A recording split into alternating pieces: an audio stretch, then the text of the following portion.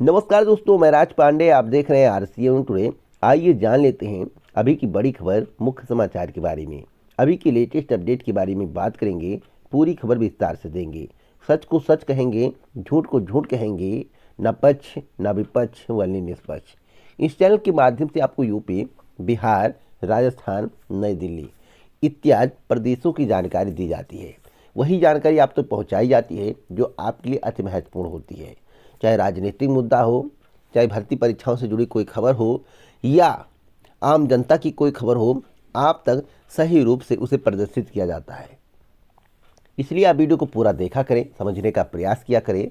Video को like share ज़रूर करें। अगर आप इसी प्रकार की ऑथेंटिक जानकारी चाहते हैं प्रतिदिन, तो आप अभी चैनल को सब्सक्राइब कर लें, बेल आइकन दबा दें, ऑल पर सेलेक्ट कर दें, जिससे हमारे वीडियो का नोटिफिकेशन आप तक सबसे पहले पहुँच जाए, वीडियो को आप सबसे पहले देख पाएँ।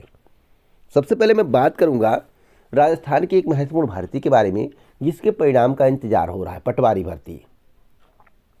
पहली बात मैं आपको बता दूं, पटवारी में कुछ पदों की संख्या बढ़ सकती है, बहुत ज़्यादा नहीं बढ़ेगी, हाँ 150 के करीब पद बढ़ सकते हैं।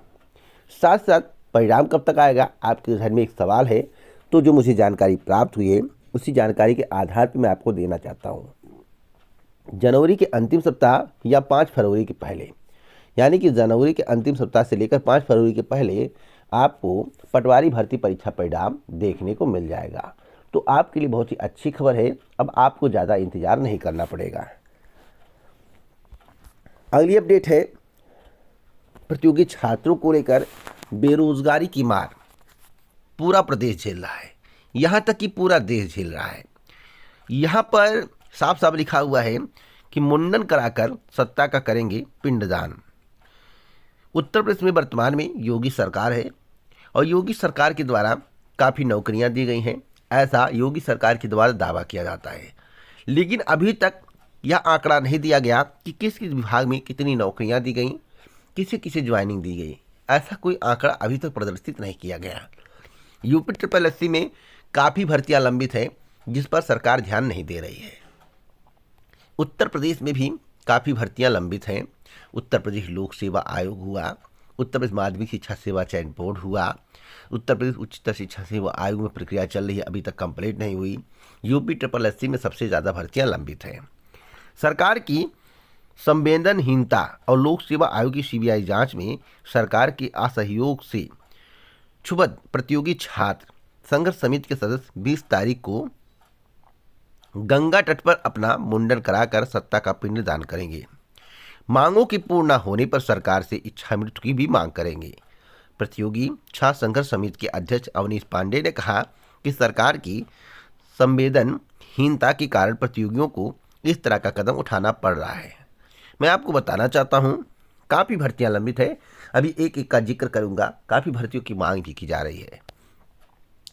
यहाँ पर देख सकते हैं, कई समाचार पत्र में लिखा हुआ है 20 को सामूहिक मुंडन कराकर इच्छा मृत्यु मांगेंगे प्रतियोगी। तो कई समाचार पत्रों में लिखा हुआ है और यहाँ पर भी एक खबर है यूपी TET को लेकर। अभी मैं आपको बताऊंगा कि उत्तर प्रदेश लोक सेवा आयोग में कौन कौन सी मांगे हैं, कौन कौन सी भर्तियों की मांग चल रही है, क्या क्या मुद्दे हैं जो पिंडदान करने की बात प्रतियोगी छात्र कर रहे हैं। सबसे पहले मैं बात कर लेता हूँ एक और महत्वपूर्ण खबर की, यूपी TET एग्ज़ाम को लेकर। एग्ज़ाम सेंटर पर आधे घंटे पहले पहुंचना है, लेकिन यह सही है, चलिए मैं मान लेता हूं कि आधे घंटे पहले पहुंचना है। लेकिन कई ज़िलों में जो सेंटर नहीं बदले गए हैं वही सेंटर रख दिया गया है। क्या इससे परीक्षा की शुचिता पर सवाल नहीं उठते हैं? क्या परीक्षा नकल विहीन हो सकती है? जब परीक्षा केंद्र से पेपर आउट हो गया, आप पुनः उसी परीक्षा केंद्र को बना रहे हैं जहाँ जिसकी सेटिंग होगी, तो बताइए परीक्षा पर सवाल उठेंगे या नहीं? क्या परीक्षा में धांधली होने के संकेत हैं या नहीं? आप लोग अपनी राय कमेंट बॉक्स में जरूर दें। साथ साथ कोविड का खतरा लगातार बढ़ता जा रहा है। केंद्र की परीक्षाएं, राज्य की परीक्षाएं स्थगित हो रही हैं। उत्तर प्रदेश विधानसभा चुनाव है, कोविड की महामारी लगातार बढ़ रही है। क्या यूपी TET परीक्षा स्थगित होनी चाहिए या नहीं? यहाँ पर मैं आपको एक खबर दिखाना चाहता हूँ, आगे भी दिखाऊंगा। यहाँ पर लिखा हुआ है कि कोविड खतरे के बीच परीक्षा पर सवाल। तो फिलहाल परीक्षा स्थगित करने की मांग चल रही है, यहाँ पर साफ साफ लिखा हुआ है।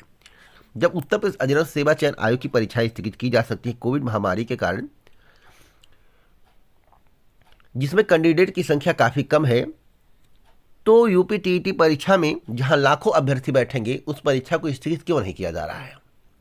और मैं आपको बताना चाहता हूं सही बात क्या है। देखिए, परीक्षा स्थगित क्यों नहीं हो रही है। आपको मालूम होगा कि वर्तमान सरकार से नई शिक्षक भर्ती की मांग की जा रही थी, जो कि पूरी नहीं हुई। 97,000 शिक्षक भर्ती आई नहीं, और सरकार के द्वारा आश्वासन दिया गया हमारी सरकार बनेगी तो शिक्षक भर्ती देंगे। यूपी टीईटी की परीक्षा प्रस्तावित थी, पेपर लीक हो गया और परीक्षा को 1 महीने के अंदर कराने का निर्णय लिया गया। सरकार के द्वारा मंच के माध्यम से घोषणा की गई। उत्तर प्रदेश के मुख्यमंत्री योगी आदित्यनाथ ने घोषणा की 1 महीने के भीतर परीक्षा नहीं हो पाई, क्योंकि व्यवस्था नहीं हो पाई।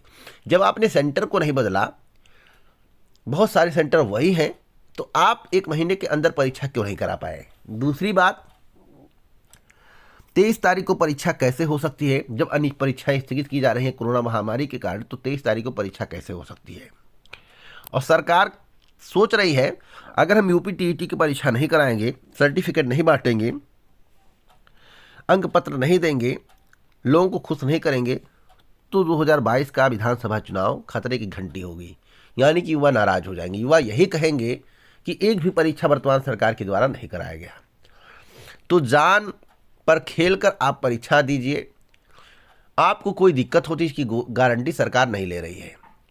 तो आखिरकार जिसमें 15,000, 20,000, 30,000 कैंडिडेट बैठेंगे, यानी कि यूपी SSC की भर्ती, वह विधानसभा चुनाव और कोरोना महामारी के कारण स्थगित कर दी जाती है।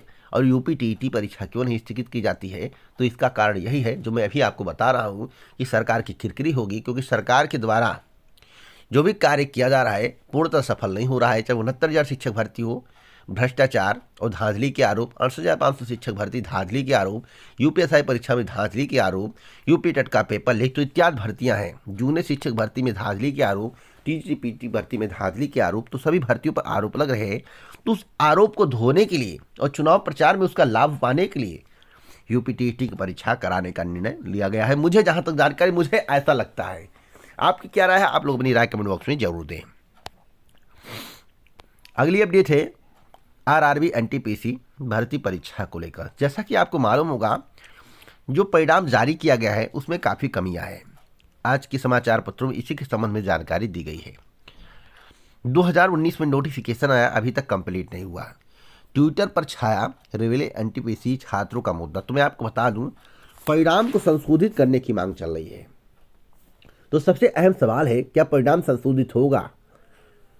तो मुझे तो नहीं लगता है। मुझे तो नहीं लगता है। सीबीटी परीक्षा की तिथि घोषित की गई है। अगर परीक्षा स्थगित होती है और आपकी प्रक्रिया इसी तरह से जारी रहती है और सरकार को लगता है इससे कई राज्यों में जो चुनाव है उससे बुरा इफेक्ट पड़ेगा, जिस तरह से कृषि कानून बिल को लेकर सरकार को लगा कि किसान नाराज हो जाएंगे, तो पश्चिमांचल में हमें घाटा हो सकता है, तो कृषि कानून बिल को वापस ले लिया गया। उसी प्रकार से अगर आप लगातार प्रयास करते रहेंगे और चुनाव में घाटा लगेगा, क्योंकि सरकार चुनाव के मद्देनजर ही काम कर रही है, अगर चुनाव में घाटा लगेगा, झटका लगने के आसार होंगे, तो 101% गारंटी के साथ कहता हूं कि परिणाम संशोधित कर दिया जाएगा, उस पर विचार किया जाएगा। और सरकार को ऐसा लगना चाहिए, नहीं लगेगा तो परिणाम संशोधित नहीं होगा। अगली अपडेट है लखनऊ विश्वविद्यालय की। जल्द बनेगा 1 वर्षीय बीएड पाठ्यक्रम, जिसकी तैयारियां शुरू कर दी गई है। National teacher of counselling education ने लखनऊ विश्वविद्यालय की डीन एजुकेशन की अध्यक्षता में बनाई है कमेटी। तो अब तक की सबसे बड़ी खबर है, कच्चा तेल को लेकर है। जैसा कि आपको मालूम होगा कि महंगाई चरम पर है। क्या अभी भी तेल के दाम बढ़ सकते हैं? आपके जहन में एक सवाल होगा। तो मैं आपको बता दूं, चुनाव के मद्देनजर तेल के दाम नहीं बढ़ाए जाएंगे, लेकिन चुनाव के बाद तेल के दाम अचानक बढ़ेंगे और आपको एक बहुत बड़ा झटका लग सकता है। साक्ष्य दूंगा, बिना साक्ष्य के मैं बात नहीं कर रहा हूं। यहां पर देखिए लिखा हुआ है, कच्चा तेल 7 साल के शीर्ष पर और बढ़ेंगे दाम। कितना बैरल हुआ है अब यहां पर देखिए। कीमतें मंगलवार को $87.7 प्रति बैरल पहुंच गई। 7 साल के कार्यकाल में, यानी कि 2014 से लेकर अब तक, जब तक मोदी सरकार है, अभी वर्तमान में मोदी सरकार है, 2024 में चुनाव होगा, अब तक का सबसे शीर्ष वाला दाम है। यानी कि इससे महंगा अब तक नहीं हुआ मोदी के कार्यकाल में। इससे पहले और भी महंगा था। जब मनमोहन जी की सरकार थी, कांग्रेस की सरकार थी, उस समय $109 प्रति बैरल कच्चा तेल मिलता था। उस समय पेट्रोल का दाम, डीजल का दाम कम था, 62 रुपये 50 रुपये था। आपको मालूम होना चाहिए, डीजल 50 रुपये था और पेट्रोल 62-63 रुपये था। और आज 109 से लेकर $87.7 प्रति बैरल हो गया। तो आज तेल के दाम कितने हैं? 55 रुपये, 96 रुपये। तो यानी कि जब $109 प्रति बैरल मिलता था तो उस समय तेल के दाम कम थे। आज $87 प्रति बैरल पहुंच गया है कच्चे तेल का दाम। तो आज 95 रुपये 41 पैसे, 86 रुपये 67 पैसे तेल के दाम है। तो आप सोचिए ये क्या चल रहा है। और यहाँ पर साफ साफ लिखा हुआ, जो मैं बात कर रहा था कि चुनावों के कारण कीमतों में बढ़ोतरी नहीं। लेकिन मैं आपको बता दूं, जैसे ही चुनाव समाप्त होंगे, एक आपको झटका लगेगा और पेट्रोल और डीजल के दाम बढ़ जाएंगे। यहाँ पर साफ साफ लिखा हुआ, कंपनियों ने 2017 में भी पंजाब, गोवा, उत्तराखंड, उत्तर प्रदेश और मणिपुर में जारी चुनाव के दौरान भी 16 जनवरी से 1 अप्रैल 2017 तक कीमतें नहीं बढ़ाई थीं। लेकिन जब चुनाव समाप्त हुआ तो लगातार कीमतें बढ़ती रहीं। तो अभी कीमतें बढ़ेंगी और आपको झटका लगेगा, तब आपका हाथ सिर पर जाएगा, तब आपके पास सोचने के लिए कुछ नहीं बचेगा। अगली अपडेट है फ्री बिजली को लेकर। सभी पार्टियां दावा कर रही हैं कि हम फ्री बिजली देंगे, फ्री तेल देंगे, फ्री राशन देंगे। कब तक देंगे? तो मैं आपको बता दूं, वर्तमान सरकार के द्वारा जो राशन वितरित किया जा रहा है फ्री में, और जो तेल दिया जा रहा है, यह चुनाव तक केवल सीमित है। और आम आदमी पार्टी के द्वारा कहा जा रहा है कि हम शिक्षा पर ज़्यादा फोकस करेंगे, हम रोजगार देंगे, 10 लाख नौकरियां देंगे।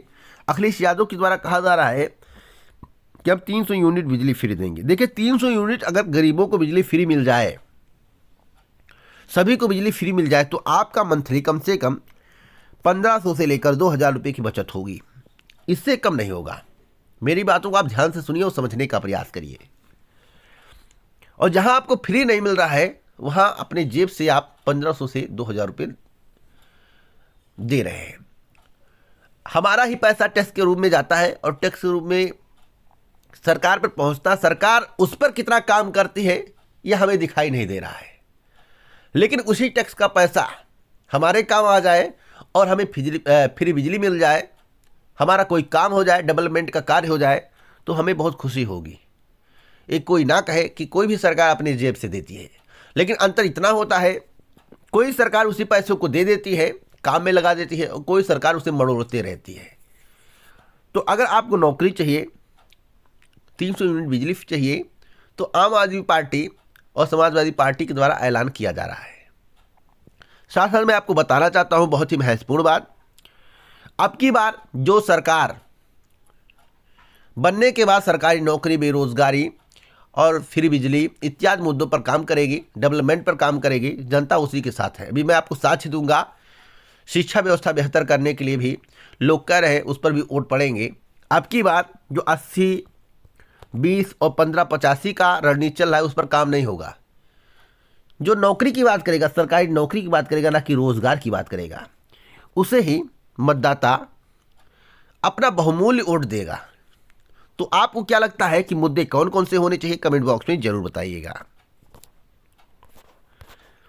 अगली अपडेट है, इस साल 5.2 करोड़ कम नौकरियां होंगी। मैं आपको बताना चाहता हूं, यह देश के लिए बहुत बुरी स्थिति है। अगर 5.2 करोड़ कम नौकरियां होंगी तो बेरोजगारों का क्या होगा? कोरोना के कारण 2022 में भी बेरोजगारी ज़्यादा रहेगी। तो हर साल कोरोना आएगा, बेरोजगारी बढ़ती जाएगी, बढ़ती जाएगी, बढ़ती जाएगी, और एक दिन भुखमरी के करीब आ जाएगी, पूरी स्थिति बदल जाएगी। और जो ILO की ताज़ा रिपोर्ट है, उसके अनुसार इस साल कामकाजी घंटों में महामारी से पहले के मुकाबले 2% की कमी रहेगी या 5.2 करोड़ पूर्णकालिक रोजगार के बराबर होगा। तो अब की बार कितनों की नौकरियां जाने वाली हैं, इसकी कोई गारंटी नहीं कि कितनी चली जाएंगी। तो आप वेट करिए, अभी और बेरोजगारी बढ़ेगी, और बेरोजगारी क्यों बढ़ रही है आप लोग सोच सकते हैं। अगली अपडेट है कि कोरोना व चुनाव के चलते एएनएम भर्ती परीक्षा टली। एएनएम की भर्ती परीक्षा टाली जा सकती है, जेई की भर्ती परीक्षा टाली जा सकती है, बिहार में भर्तियां स्थगित हो सकती है, केंद्र की भर्तियां स्थगित हो सकती है, लेकिन उत्तर प्रदेश की यूपी टीईटी परीक्षा स्थगित नहीं हो सकती है। क्यों नहीं हो सकती उसके बारे में मेरे द्वारा जिक्र किया गया है। यहां पर चुनाव की बात करते हैं, जो करेगा शिक्षा सेहत की बात उसे हमारा वोट, ना कि धर्म की राजनीति करने वालों को वोट अब की बार पड़ेगा। जो धर्म की राजनीति करेगा उसको वोट नहीं पड़ने वाला। अभी देखिए, एक मेरे पास कमेंट आया कि सर कुछ लोग कह रहे हैं जो राम को लाए हैं हम उनको लाएंगे, जो राम को लाए हैं हम उनको लाएंगे। बहुत फेमस गाना है और कमेंट में आता रहता है, जो राम को लाए हम उनको लाएंगे। भैया जो राम को लाए हैं हम उनको लाएंगे नहीं, ऐसा मत बोलो। राम ने जिनको लाया है उनके बारे में बोलो। वो राम को लाए हैं यह पूर्णता गलत है। जिसने भी गाना लिखा है पूर्णता गलत है। जो राम को लाए हैं हम उनको लाएंगे। राम को किसी ने नहीं लाया, प्रभु जी को किसी ने नहीं लाया, प्रभु जी ने सभी को लाया है। तो यह पूर्णता गलत गाना है, मैं इसका खंडन करता हूं। जिसने भी गाना लिखा है मुझे सही नहीं लग रहा है। राम जी ने सभी को लाया है, और जो आज बीजेपी सत्ता में है वह राम जी की बदौलत है, प्रभु राम की बदौलत है। अगर कहेंगे कि जो राम को लाए हैं हम उनको लाएंगे, तो राम को इस पृथ्वी पर नहीं, इस विश्व में, इस दुनिया में कोई नहीं है जो ला सकता है। उन्होंने हम लोगों को जन्म दिया है, हमारे प्रभु हैं, उनके कई अवतार हैं, आप उनको लाने की बात कर रहे हो। चलिए, दुनिया है कुछ भी कहे, लेकिन अब की बार वोट महंगाई पर, बेरोजगारी पर, शिक्षा पर, डेवलपमेंट पर पड़ने वाला है, जाति धर्म पर नहीं। अगली अपडेट है कि रेलवे कॉलोनियों में 370 घरों पर चलेगा बुलडोजर। जैसा कि उत्तर प्रदेश के मुख्यमंत्री योगी आदित्यनाथ जी कहते हैं कि बुलडोजर चलाएंगे, या प्रयागराज की खबर है, बुलडोजर माफियों पर चलने के बजाय 370 घरों पर चलेगा। आप देख सकते हैं। अब इसके बारे में आपको पूरी जानकारी चाहिए तो इस पेपर को पढ़ सकते हैं, मुझे बताने की आवश्यकता नहीं है। अगली अपडेट है 31 प्रधानाचार्य भर्ती 2013 मुमकिन नहीं है, साफ साफ आज के समाचार पत्र में दिया गया है। इसलिए आपको अभी थोड़ा और भटकना पड़ेगा, वेट करना पड़ेगा। अगली अपडेट है आवेदन के बाद संशोधन का मौका देगा एसएससी, जिसके संबंध में घोषणा कर दी गई है। अभ्यर्थियों के अनुरोध पर आयोग ने अपनी नीति में किया बदलाव। यह व्यवस्था सीजीएल 2021 से लागू होगा। 2021 का जब आवेदन होगा सीजीएल का, उस समय से लागू कर दिया जाएगा। अगली अपडेट है कि कैमरे की निगरानी में होगी यूपी टीईटी परीक्षा। तो क्या इससे पहले कैमरे की निगरानी में नहीं हो रही है या नहीं हुई थी?